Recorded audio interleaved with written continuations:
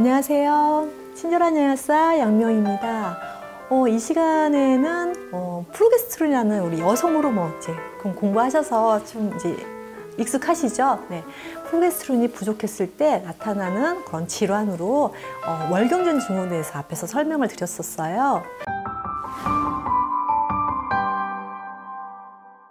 사실 프로게스테론 부족하기 때문에 생기는 질환을 굉장히 많거든요. 제가 지난 시간에도 이런 증상이 보이면 간과하지 마세요 라고 말씀을 드리는 게 그 정도 상태에서는 어느 정도 얼마든지 개선이 가능하거든요. 그런데 이게 하나하나 스텝 바이 스텝으로 커지게 되면 사실 우리가 좀 감당하기 어려운 질환까지도 연결할 수 있는 게 프로게스테론 부족 현상입니다. 에스트로겐 얘기는 왜 안 하냐고요. 에스트로겐 얘기도 말씀드릴 거예요. 그런데 에스트로겐은 부족에 대해서 말씀드리지 않고요. 에스트로겐이 너무 많아서 생기는 질환에 대해서 말씀드릴 거고, 프로게스테론은 부족해서. 그러니까 프로게스테론이 너무 많아서 생기는 질환 그런 거는 없어요. 너무 편안해서 그렇게 생기는 질환은 없다고 생각하시면 되세요.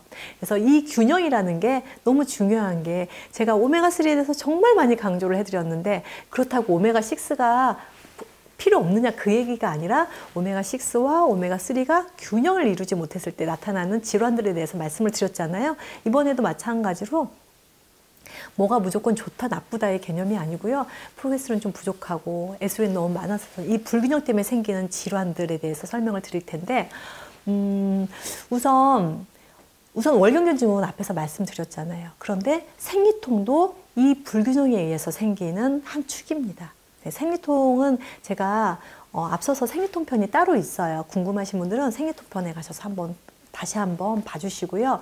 그리고 우울증. 네, 제가 프로게스테론이 활동하는 이 장소가 이 자궁에만 있는 게 아니라 뇌에도 있다고 말씀을 드렸잖아요. 자, 뇌 리셉터, 수용체가 있다는 거, 뇌에서 활동을 한다는 거, 이게 부족해지면 우울증이 걸릴 수 있습니다. 제가 이제 관리해드렸던 우울증 환자분들 중에서 우울증 약 드시는 분도 계시고요. 함께 이런 그 프로게스테론을 보충할 수 있는 영양소와 그다음 미네랄, 마그네슘 이런 미네랄과 비타민과 함께 가서 정말 이런 부분을 개선하신 분들이 되게 많거든요. 그래서 이제 그런 우울증이란 부분도 사실 간과할 수가 없고요. 딱 정말 고민이다 하는 질환은 뭐냐면 사실은 불임, 난임이죠. 자궁 내에서 침대를 못 만들어주니 이게 임신이 잘 될 수가 없겠죠. 너무나 고민하시는 분도 많을 텐데요.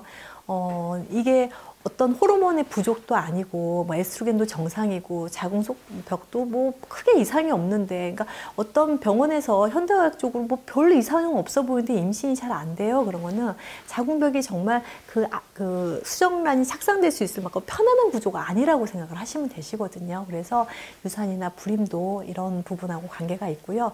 그래서 그 시험관 아이 하실 때, 시술하실 때, 우리가 질에다가 유르게스탄이라는 질정을 계속 넣거든요. 그게 뭐냐면 프로게스테론이에요.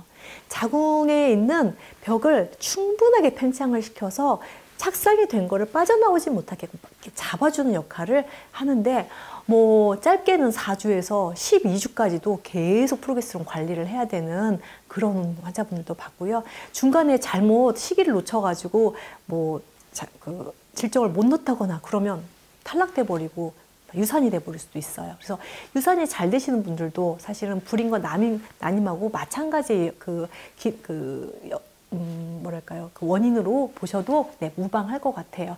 그러니까 어떤 질병이 생기는 데는 사실 원인이 많아요. 꼭 제가 말씀드린 프로게스테론 한 가지만 가지고 불임이다, 난임이다, 유산이다 말할 수는 없는 겁니다. 그렇지만 그 질환의 한 축으로 그런 부분들이 분명히 내재되어 있을 수 있다는 거를, 내가 월경련 증후군이 있었는지, 월경련 증후군 사이에 어떤 생리통이 있었다든가, 자궁벽 상태가 초음파를 해봤더니 그렇게 건강해 보이지 않는다든가, 이런 것들을 만약 경험하셨다면 이렇게 프로게스테론 부족으로도 연결할 수 있다는 거를 한번 생각해 보시라는 거예요. 그리고 자궁근종 많잖아요. 네, 자궁근종은 사실은 프로게스테론의 꼭 부족이라기보다는 어찌 보면 에스트로겐이 너무 많아서 이 불균형을 말할 수도 있겠는데, 어쨌든 이 불균형이라는 거는 절대적인 수치가 아니라 누가 적고 누가 많아서 생기는 거기 때문에 어쨌든 프로게스테론 부족도 근종을 일으킬 수 있는 원인 중에 하나다라고 생각하시면 되시고, 자궁 내막증도 마찬가지예요. 에스트로겐의 우세한 게 더 원인이 크지만 사실은 프로게스테론이 충분하게 와 있다면 그 에스트로겐 우세 현상도 어느 정도 절충할 수가 있거든요. 그래서 자궁 내막증이 있으면 정말 고생스러우시죠. 내막증이라는 게 뭐 워낙 그 자궁 내막이 두꺼워지고 딱딱해지는 질환이에요. 그런데 생리할 때 이 프로게스테론이 들어가서 이렇게 팽창을 시키려고 하는데 얼마나 많이 아프겠어요. 그래서 아주 극심한 생리통을 앓게 되고 또 이 자궁이 또 늘어나면서 뭐 배를 누른다거나 그래서 장에 가스가 찬다거나 이런 것들도 여성 호르몬과 관계가 있다는 거예요. 그리고 또 뭐가 있을까요? 가장 지금 문제가 되고 있는 그 암 중에 여성암이 유방암이잖아요. 네. 유방암은 에스트로겐 과잉으로 보거든요. 그러니까 에스트로겐 과잉으로 보는 질환들은 프로게스테론 저하를 항상 내포하고 있다라고 생각하시면 되실 것 같아요.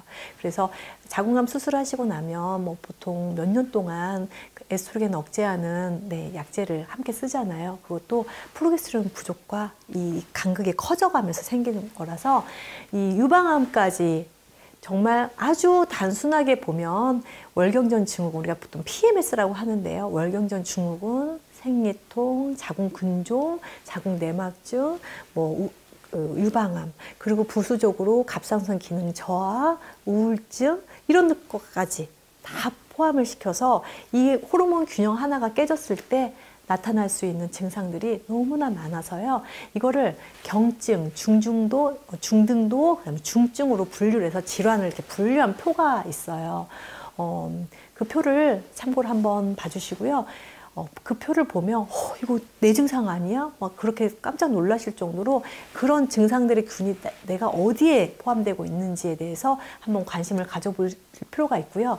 제가 여성 질환에 관심을 갖게 된 이유는 뭐냐면 자가 면역 질환 환자분들을 케어하기 시작하면서 정말 신기하게도 자가 면역 질환 환자분들 중에서 여성분들이 이런 PMS나 생리통이나 자궁 근종, 자궁 내막증을 가진 환자분들이 너무 많았다는 제 임상적 경험에서 이게 무슨 관련이 있을까라고 공부를 하다 보니까 결국은 그런 경증에서 중증까지 가는 과정에서 중증 라인에 자가 면역 질환이 포함이 돼 있더라는 거예요. 그래서 저는 우선 아토피 환자나 천식 환자분들 상담하면서 여성분들 같은 혹시 생리통은 없어요? 하고 제가 먼저 질문을 드리는 체크리스트 중에 한 질문 포인트입니다.